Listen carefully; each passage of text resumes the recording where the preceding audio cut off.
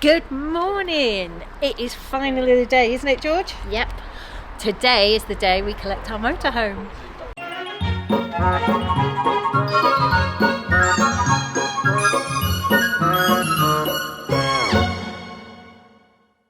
Right, first stop, reception and sales, just to say hello and get introduced to everyone. Hello! Hey, hi Lottie. Fabulous, Lottie. Should we go and see your van? Let's do it. Come on, let's go. Oh, your energy is wonderful. I can see the van. Oh, George has got bows on and they're green. Oh my god. look at that. I expect you to be driving down the motorway with the bows on for the next You want to leave the bows on? Yes. Welcome. Come and have a look at your new spin. Excellent, thank you. Have your hand over. Thanks, Lottie. See you later. Isn't it? Luxury. Oh, the smell of new van. I love that. Isn't it? And look, we've got protective paper down to protect the carpets, Yes. which is a good thing. They're coming out straight when we get home, aren't they, right? We've got too many kids to keep the carpets in. Absolutely. Oh, this looks gorgeous as I remember. This is fantastic because we've got Adi, who has been with the company for a very long time, and you know everything about everything. How long have you been with the company? I've been with Broadlane for approximately 30 years plus, and in the industry I've been employed in the industry for over 40 years. Wow. Wow. Fantastic. So, seen it right from the infancy of cold water and foot pumps and hand pumps, etc., etc., Wow, awesome. and just the bog standard bucket and chuck it type of toilet as we used to have years ago. Bucket and But, chuck it. things have moved on. We're in good hands then with Adi. Definitely. Fantastic. Awesome. To start off with, I want you to imagine that we're just arriving on a touring pitch somewhere or onto a caravan site. The first thing on a motorhome is a lot of these sites have dedicated service pitches, which is where you can put fresh water into one of the onboard tanks, obviously fresh water tank, and at the same time you can also empty the grey waste at the same time. So that would probably look for this service pitch. Obviously the site owner or wardens will show you where those are. Before you set up your pitch. Before you set up on pitch. Yeah. The next thing is obviously drive to the dedicated pitch that's been allocated to you, and then level the vehicle as best you can using various types of wedges that are on the marketplace. So the better that we can level the vehicle, the more comfortable it's going to be inside. Once we've actually now got the fresh water on board and we've emptied the actual waste, if we've got any wastewater on, we then drive to the pitch, as I say, level the vehicle, and attach any other services that might be available to us. So we want to turn on our gas supply, so that's obviously into your gas locker. Open up the gas valve, just make sure that the crash sensors, there's 2 sensors on this particular vehicle that needs to be activated. Right. Once we've got those activated, the gas supply is coming through on the motorhome, and then we've got mains attached. Now when we come to attach mains electrics, this is self-explanatory, I hope. Connect to the motorhome first and then to the site post. Right. If we connect to the site post first, we're travelling with a live lead in a hand. Yeah. And not recommended. From there, we're then going to come to what I call the power supply unit or PSU unit. And it's this silver box located underneath the offside rear seat. It has got the power supply unit written on it. It's made by a company called Sargent. And basically this is the distribution of mains electrics on this side and 12 volt distribution on that side. Right. From there, Adi spent the next 20 minutes or so explaining what the different fuses and all the electrical gubbins and how it all worked there. Now, I don't really need that level of detail, and I don't think you do. You can ask for it when you have your own handover. From the rear electrics, we moved on to the brain of the van, which is the Swift command panel. This is very fancy and very new to us. The first button I'm going to talk you through, because Adi went through this in a lot of detail. You're going to get the Lindsay or dummy version a lot quicker. So the first button I'm going to tell you about is the water button. This is exciting because at the touch of a button you can see how much waste and how much fresh water is left in your tanks. You can set alerts, so when you get too low it will let you know with an alert. And that will also link to the app or the web interface on your phone as well. That's clever. Now, Steve's absolute favourite feature of this is the fact that at the touch of a button, he can empty those tanks wherever we are. Now, if you remember in our old van, it was a lever that was under a bed, that was under all the things that we had to store under the bed. So this is much, much quicker. You can also access the tank heaters here as well, which is very good, and you can set up frost alerts. Very good. You can access the water pump. It looks like a tap. Turn it on, turn it off. The awning lights can be activated here, on and off. Now the lighting on the light bulb switch are the pelmet lights around the valves, around the van, and you can set the intensity and also just turn them on and off. Next button is the heating and the boiler system, which can be controlled in two ways. We've got two panels. We've got the Aldi system, and then we've got the command system. Now in the Aldi system, you can control the heat, the water temperature, and where the power is coming from, either gas or electric. You can pick that there. You can also set timers, and you can set delays as well. I'm actually thinking we're going to use the Swift command because it's much easier. Okay, I'm showing my age, but it's much easier to see, and there's a little more detail. And again, you can see it on the app and the web interface, which the Aldi system doesn't connect to.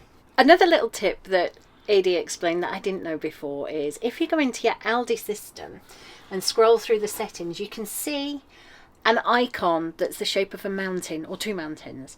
Now that is to be used when you're at altitude, because the air is so much thinner above about 1,000 meters, your boiler becomes much less efficient. So that switches on a little fan that puts more air through it and makes it work better. I think I understood that all right. Another new feature to us is that you can control the fridge temperature and settings from the Swift command panel too. It mirrors what's actually on the fridge, and when you click into it, you can set the level, 5 being it working at its hardest, 1 being at its lowest. AD's top tip was 5 is kind of your summer settings, 1 is your winter setting, and in between you use for spring and autumn. As well as this, you can select the power system that's going into the fridge. AD always recommends using auto because it's clever, it knows what to do. It will switch between gas, 12 volt, or mains power depending on what you're connected to. It will just automatically switch. I was going to give you a Lindsay guide to the power, but I'm going to get Steve to do this because I keep getting it wrong. I don't really understand it. It's not complicated, I'm just not coping with it well. It's not hard, really. Here's what's in your leisure battery over here. Here's what's in the vehicle battery, and this is the solar that's coming in here. You can switch between batteries, vehicle, leisure, and over here it shows you that you're drawing 3 amps on the mains. And if you wanted to limit the mains, like in some sites, maybe in Europe when there's low ampage, you can set a limit to what you're doing on there. I did ask why you would need to do that, and AD asked if we'd ever pop the electrics on a site, and we have, so that's why. So we're going to now come on to some of the auxiliary equipment that we've now got on the vehicle. So this is the control for the operation of the electric bed. Just going to now lower the bed down. You bring the step ladders off, and once those clamps are in place, you then just turn the 2 little buckles on the back side. So you've locked that in, and then that's giving you access then to come back up onto your bed. When you come to use this lounge table, we need to extend the arm out like so, and then you flip it over, and that's for use. There is a release bracket here which makes it easier to manoeuvre in various directions. And then you take your finger off it, and you could still move it, as you can see, but it's braked. It's got a brake on it. So just lift the handle upright, and you'll move this then easily in either direction that you want to. You're coming to the table control on the side of the kitchen unit, and then you bring that down. So I'm going to bring that slightly further forward, because the other part of the bed makeup is using this board behind this set of cushions. And then this board pulls all the way out, okay, and flicks over. So you can extend it that way. Okay, and obviously you bring that back in then to get the right levels. Okay, so located underneath this rear offside lounge seat, we've got the Audi Combi boiler. So this is your central heating system, your hot water. The couple of items I want to point out is the drain down valve. So this, you'll find there's a blue water pipe feeding into the tank, and it's got this valve here. When I raise that valve in an up vertical position, you can hear the water dropping out onto the ground underneath.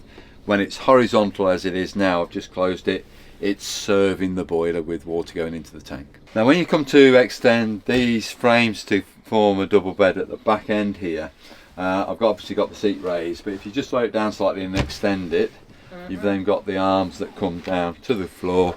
You lower that down into that position, and obviously the same on the other seat and the same on this one. You bring them into the middle. Perfect. And them runners, our old one didn't have runners like that. It looks like a nice smooth action. Smoother. Yeah. It's a lot sturdier than what they used to be. So another nice little feature is just in the back end of the Kon-tiki. That little door lowers down, and then there's a shelf that extends out. So you've got something here for drinks and things like that, or additional surface. Just my wine. Just my wine. Yeah. It's a lot of wine. It's fine. Creative wine. I will try. It's the creative wine. Someone's got to do it. And then that just slides back and locks in place. Yeah. And then that trail catch just comes in to make sure that's located. This is one of the television points that we've got on this vehicle. So we've got a main supply, 230 volt main supply, we've got a 12 volt supply, and we've also got a coaxial point. So one of the areas where a TV, nice large flat screen TV, of course, Steve going in there. Yeah. I know we could fit a 32. Can I think right now fit a 42 up there maybe? Yeah, it's possible. Huh? And the speakers from the stereo do come through to the back end of the vehicle as well. Brilliant. Obviously the stereo's in the dash. On certain models of that command panel, there's a stereo system built into the actual command panel. Right. But on this vehicle, it's coming off the stereo that's on the dash. The roof vents, they've got a release catch on the button here that you have to push in to allow the arm to pull through, and then that arm extends into the fully open position, or into what I call about 6 inches. But there's a stop. Did you notice that just move? Yeah. And then that arm there, if I do both sides, get it into the right location, just locks that vent in place so that if wind was to catch it, it can't lift the vent up again. So I'll just show you, I'm lifting that catch up.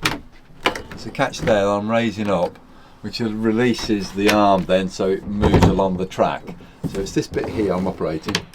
Did we have that in our other one? I'm not sure if that's a new thing. It's a very new feature. That looks like a new one. Feature. Yeah. Yeah. So into that position again. If I didn't put the catches in place, there's a chance the wind could catch the lens and then cause it to just bang back down if you're in strong windy conditions.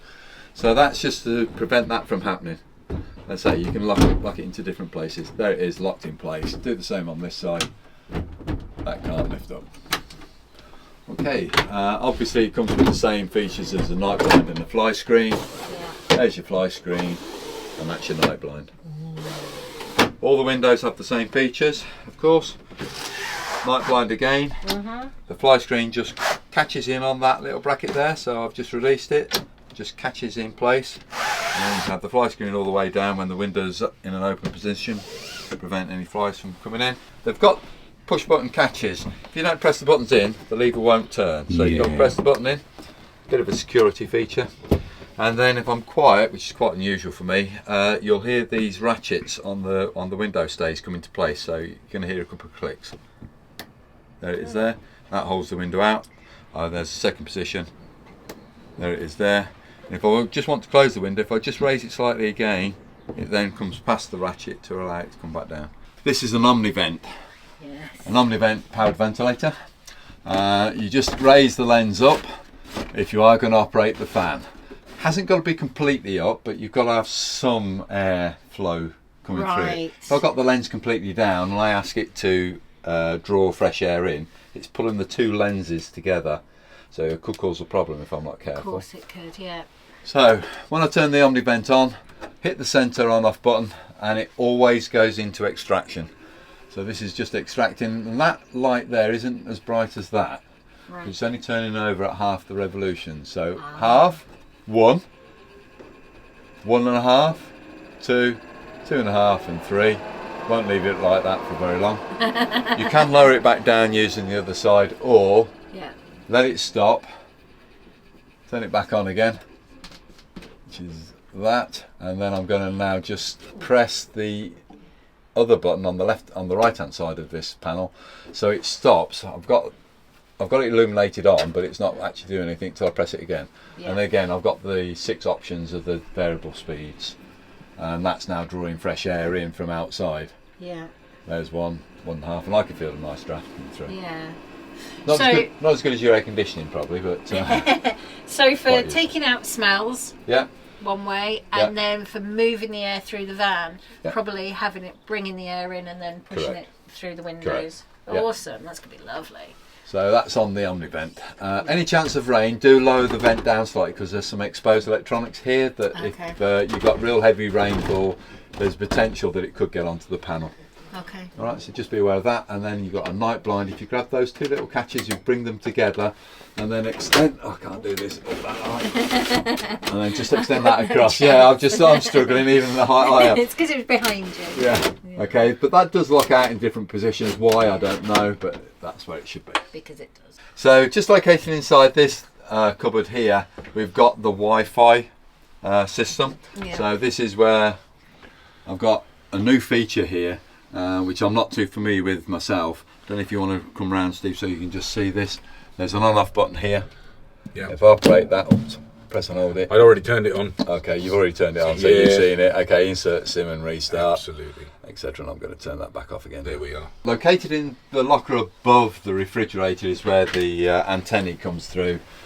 You've also got your solar panel regulator. That's your solar panel regulator, the black one on the right hand side. The booster box on the left hand side, the white one with Vision Plus on it. It's got a blue light. Obviously we've got power going through that, which is needs to be turned off when it's in storage. So I'm just going to turn that one off. And I know you're fully familiar with that aerial. Okay, so the microwave is now a Dometic product. We've often had various other manufacturers. I'm trying to see where I can press instant start. So there we go. Okay. Yeah, now I'm To going be stop fair, that. I'm a bit rubbish with microwaves, so it Oh, tends It's to a be bread bit bin, of a- isn't it? Come on, everyone knows that we keep our bread in the microwave. Yeah. The other thing is just hit the start button, which I bet think it does a put- minute. I think it's a minute. Yeah, there's a Yeah. minute. There If you I hit it again, I put 2 minutes on it. There'll be. We'll be just Okay. pressing that button, I think. Is that all right? Quick So start. simple system on there, and this now hasn't got a microwave plate in like you used to Yeah. rotate round. It's a This is a flatbed. flatbed. That's Yep. right. So it's a Perfect. new feature for this year. Normally, the captain's seat on the driver's side won't operate if you sat on it, because obviously it's a bit of those. You don't want to turn the seat while you're in transit, sort of thing. So normally that seat won't operate, but you pull the lever, and then if I got this It's right, hard. Yeah. there we go. We start to move it round. Yeah. Swivels round like so, and then you can move it back the same as what you would before. Obviously the arm lever goes down and the armrest, and you can adjust the height of that by the little turn screw at the front end here to get the different arm levels. Okay, so I'm going to rotate that back round, and then that should lock in. This time it should click there, so it's locked it in place, and then you can bring the seat forward by operating the arm or lowering it back further if you wish to. Underneath this passenger seat is where you're going to find a toolkit, and it's just release it by lifting that arm up like so, and then I remove this altogether. These are like rubberized hinge points. Okay. So I take that panel off altogether, because the toolkit you can't remove easily if you leave it in place. Release that so you can lift the toolkit up, and then in here is your emergency toolkit that should you need to replace wheels and things like that, it comes apart. So you've got your jack, Wow. you've got a screwdriver and a Torx handle over there. That's your towing eye for the front of the vehicle. Hopefully we'll never need that, but I know we will. Never again. We'll get pulled off a field some stage. And then this is obviously for wheel nut size, if I'm doing wheel nuts and things like that. So everything you need if you do have an emergency breakdown for changing a wheel should be there. So you just move that arm in, and then you bring that all the way up and then drop it into that position there. So it's just like a fan opening up. That's even easier than the last ones. Yeah. And then just slide that forward so it keeps it down and concertinaed in that location. So bonnet release is just to the right hand side of the logo, and then that just lifts up like so. Obviously the bonnet catch and arm, and there's not too much to tell you in here other than that's where you add oil. Again, we haven't got a dipstick on this like we used to on the old engines. This is electronically recorded on the dash, so if you do see add oil, it's obviously where you need to be putting that in. This is the earth tag, as say for a jump start, as indicated on this little label here. But the positive terminal is down on below this cap here. Now I find it very difficult to get that cap to open up, so I have to use a set of keys. As long as it's a flat key, I can put it in there and I can just leave it back. That's a bit easier, isn't it? And it's a lot easier, and that gains access then to the positive terminal. Perfect. Jump start should you need to. And then just in this location, this is probably more for garage, we've got obviously the brake fluid here and the coolant product there. And this is a little bit more difficult to gain access to. You do really either want to use a hose pipe or a watering can, and that's obviously the washer bottle fill up. Gotcha. Right, when I do start the engine up, flips down. I've still got mains connected. Yeah, so it's beeping. Indicator why I've got that beep coming on, so I'll be aware of that. I don't know if it's dual camera. Yes, it is. So as I select reverse, I get a different shot on the screen. So this is the reverse side of it, looking back on the back of the vehicle, and then that's for normal driving conditions, so you can see when vehicles are approaching on motorways. Rear view mirror. Okay. It is tight and it goes into that position It there. does. It does It work. goes up a bit higher on Goes your side higher, to lock yeah. into there. Yay! Yay! To do the roof vent, you must release these two latches here. Yes. So at the moment they were in the unlatched position, because as I pull the screen in, you can see this bracket come in towards that. So that's actually locked. That's unlocked, and this one is in the unlocked position as well. It's going to be great, isn't it, to get some air through there in the Beautiful. hot climates? Obviously, I don't recommend you travel with that open. No.